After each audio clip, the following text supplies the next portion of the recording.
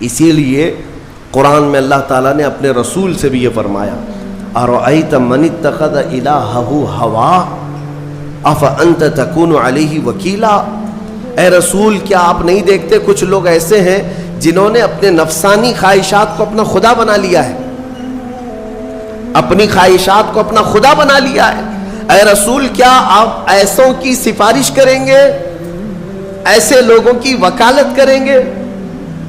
یعنی رب تبارک و تعالیٰ نے فرمایا کچھ لوگ وہ ہیں جو اپنی خواہشات کی پوجا میں ہیں۔ کیا مطلب خواہشات کی پوجا؟ کیا مطلب ہے اپنے خواہشات کے پیچھے چلنا؟ مطلب یہی ہے کہ جو دل میں آیا اس بندے نے یہ سوچ لیا اسے کرنا ہی ہے مجھے، یہ خواہشات کے پیچھے چل رہا ہے۔ ہاں تمہیں آرام کی فکر ہوئی، تم نے خدا کے فرمان کو ٹال دیا لیکن اپنی نفس کی سن لیا۔ اللہ تبارک و تعالیٰ کا حکم کچھ اور ہے لیکن تمہاری طبیعت کچھ اور چاہ رہی ہے۔ رب تبارک و تعالیٰ کا حکم تھا صبح صبح تمہیں اپنے گھر بلا رہا تھا لیکن تم نے اس کی نہیں سنی، اپنے من کی سنی، اپنے نفس کی۔ تو یہی تو ہوا نفس کی پوجا، یہی ہے نفس کی عبادت، نفس کی پرستش، جس کو قرآن میں کہا گیا ہے کہ کچھ لوگ ایسے ہیں جنہوں نے اپنی خواہشات کو خدا بنا لیا۔ یہ نفس امارہ جس کے بھی اوپر حاوی ہو جاتا ہے، اچھے اچھوں کو یہ ان کا تقوی بھسم کر دیتا ہے، ایمان سے بھی دور کر جاتا ہے۔ اس لیے میرے عزیزوں میں جو عرض کرنے جا رہا ہوں وہ یہ ہے کہ ہمارے لیے زندگی میں سب سے بڑا چیلنج اپنے نفس امارہ سے لڑنا۔ آپ کو پتہ ہے رسول پاک صلی اللہ تعالیٰ علیہ وسلم ایک جہاد سے جب واپس مدینے تشریف لا رہے تھے، وہ جہاد بہت سخت تھا، صحابہ زخمی تھے، بہت گھماسان کی لڑائی ہوئی تھی، لیکن جب واپس مدینے آ رہے تھے تو میرے آقا نے ایک جملہ فرمایا تھا رجعنا من الجہاد الاصغر الى الجہاد الاکبر، اے میرے صحابہ ہم چھوٹے جہاد سے بڑے جہاد کی طرف جا رہے ہیں۔ صحابہ نے پوچھا اس سے بڑا جہاد اب کون سا ہے یا رسول اللہ؟ میرے آقا صلی اللہ علیہ وسلم فرماتے ہیں اے میرے صحابہ اپنے نفس سے لڑنا اب یہ بڑا جہاد ہے، نفس سے لڑنا بڑا جہاد ہے۔ میرے عزیزو یہ خواہشات کو ہی ختم کرنا ہو، اس نفس کو اگر کنٹرول میں لانا ہو تو کیا کرو؟ نفس امارہ سب کے پاس ہے۔ قرآن میں مولا فرماتا ہے وَمَا أُبَرِّئُ نَفْسِي إِنَّ النَّفْسَ لَأَمَّارَةٌ بِالسُّوءِ إِلَّا مَا رَحِمَ رَبِّي، کوئی اپنے نفس سے بچ نہیں پائے گا سوائے وہ شخص جس پر میرا رب رحم فرمائے۔ اللہ کا رحم جس پر ہو گیا وہ اپنے نفس سے بچ جائے گا۔ میں آپ کو ایک دعا بتاتا ہوں، حضور پاک صلی اللہ علیہ وسلم اگر دعا کرتے تھے تو اس سے آپ کو اندازہ ہو جائے گا کہ یہ کتنی امپورٹنٹ چیز میں آپ کے سامنے کہہ جا رہا ہوں۔ کون سی؟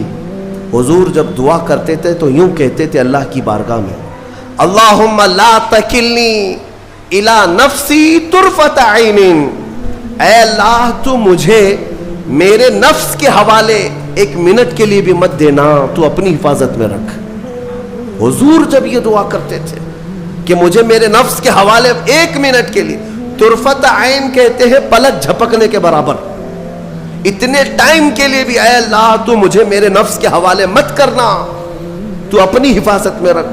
سید الانبیاء جب یہ دعا کرتے ہیں تو اندازہ کرو اے مومنو نفس کی تباہ کاریاں کیا کیا ہیں، یہ کتنوں کو ہلاک کر دیتا ہے، کتنوں کا عمل ضائع کرتا ہے، کتنوں کا ایمان ختم کرتا ہے۔ اب میں جو بات کہہ رہا ہوں وہ یہ توجہ سے سنو، یہ نفس امارہ جس نے شیطان کو بھی گمراہ کیا، شیطان کو بھی بہکا دیا، یہ نفس آدم کو سجدہ نہ کرنے کا جو غرور پیدا کیا یہی نفس امارہ تھا۔ اس نفس امارہ کو اگر کوئی کنٹرول کرا سکتا ہے تو وہ ماہ رمضان المبارک ہے۔ بس یہی ہے رمضان کی فضیلت۔ رمضان المبارک اس لیے تمہیں دیا گیا کہ بڑی بڑی طاقتیں تمہارے نفس کو قابو میں نہیں کر پائیں گی، لیکن رمضان کے روزے تمہیں کنٹرول میں لے آئیں گے، کنٹرول میں لائیں گے۔ اب سمجھ میں آیا کہ روزے کیوں رکھائے جا رہے ہیں؟ ارے گرمیوں کی شدت ہے، ادھر حلق سوکھا جا رہا ہے، پیٹ پیٹ سے لگ جاتا ہے۔ ان لوگوں کو پوچھو روزہ کیسا ہوتا ہے جو مزدوری کرتے ہیں، ان لوگوں سے پوچھو جو دن بھر کام کاج کرتے ہیں. میرے عزیزوں، روزے رکھنے کے بعد کیا رب تبارک و تعالی کسی کو اس کی طاقت سے زیادہ تکلیف دینا چاہتا ہے؟ نہیں میرے عزیزوں، وہ رحمان ہے. اس نے جب تمہیں ماں کے پیٹ میں 9 مہینے رزق دیا تو کیا کائنات میں نہیں دے گا؟ تمہیں ماں کے پیٹ میں بھی رزق دیتا رہا. تم جب دنیا میں آئے، تمہارے ماں کے سینے میں خون سے دودھ کس نے بنایا؟ تمہارے رزق کا انتظام کرنے والا وہ خدا. اگر تمہیں حکم دیتا ہے کہ صبح سے لے کر شام تک بھوکے رہو تو یہ اس کا ظلم نہیں بلکہ یہ عین کرم ہے. اللہ تبارک و تعالیٰ کا رحم ہے تم پر کہ وہ مولا ہماری اصلاح چاہتا ہے کہ ہمارے اندر تقوی آ جائے، جسم میں بھی اور روح میں بھی. اب ایک اور بات میں آپ کو بتا دوں. میں نے ایک بات پڑھی تھی نفس کے متعلق، یہ نفس امارہ. اسی لیے امام غزالی رحمۃ اللہ تعالی علیہ نے فرمایا اللہ کی جو مخلوق ہے وہ 3 طرح کی ہے. ایک فرشتے، دوسرے انسان، تیسرے جانور. یہ 3 الگ الگ قسم کی مخلوق ہیں کیونکہ اللہ تعالیٰ نے تینوں کو جو چیزیں دی ہیں ان میں فرق ہے. فرشتوں کو اللہ نے عقل دیا ہے، نفس نہیں ہے. نفس، شہوت، برائی کرنے کی خواہش فرشتوں کے اندر ہے ہی نہیں. وہ سوچ بھی نہیں سکتے برائی کرنے کا. فرشتوں کو اللہ نے عقل دیا ہے اور عقل عزت والی چیز ہے. اور جانوروں کو اللہ نے نفس دیا ہے، عقل نہیں. عقل والے نہیں ہیں جانور، عقل والے نہیں، لیکن نفس ہے، شہوت ہے. شہوت بھی ہے، نفس بھی. لیکن انسان ایک ایسی مخلوق ہے جسے اللہ نے عقل بھی دیا ہے، نفس بھی دیا ہے. مطلب یہ ہے کہ تمہیں اللہ نے ایک چیز فرشتوں والی دی ہے، ایک چیز جانوروں والی بھی دی ہے. دونوں تمہارے اندر ہے، عقل بھی ہے، نفس بھی ہے. لیکن امام غزالی فرماتے ہیں توجہ، جو بندہ نفس ہونے کے باوجود گناہوں سے اپنے آپ کو بچا لیا وہ بندہ فرشتوں سے بھی افضل ہے. کیوں؟ فرشتے اس لیے بچے ہوئے ہیں کہ ان کے پاس نفس ہے ہی نہیں، اور تم بچ رہے ہو تو کمال کی بات ہے. نفس ہوتے ہوئے بھی گناہ سے بچ گیا تو اس انسان کا مقام فرشتوں سے بھی اعلیٰ ہے. لیکن ساتھ ہی امام غزالی یہ بھی فرماتے ہیں عقل ہونے کے باوجود اگر گناہوں سے نہیں بچتا تو پھر وہ جانوروں سے زیادہ ذلیل ہے. کتے اور خنزیر سے بھی گیا گزرا ہے، کیونکہ جانور تو بیچارہ معذور ہے، اسے عقل نہیں ہے، نفس ہے. تمہارے پاس عقل ہے، اس کے باوجود حرام کاریاں کر رہے ہو تو جانوروں سے زیادہ گر گئے. فیصلہ تمہارے ہاتھ میں ہے کہ تم کون سی زندگی گزارنا چاہتے ہو. کون سی؟ کہ تم نفس کے پجاری بن جاؤ یا عقل کا صحیح استعمال کر کے فرشتوں والی صفات پر عمل کرو. عزیزان گرامی وقار، نفس اور عقل یہ جو 2 چیزیں ہیں ان کو میں آپ کے سامنے تھوڑا سا کھول کر کے عرض کرتا ہوں. عقل جو ہے عزت والی چیز ہے، جسے بھی دی گئی ہے وہ عزت والا ہے. کیوں عزت والی ہے یہ عقل؟ پوری دنیا میں عقل کا ہی تو کمال ہے.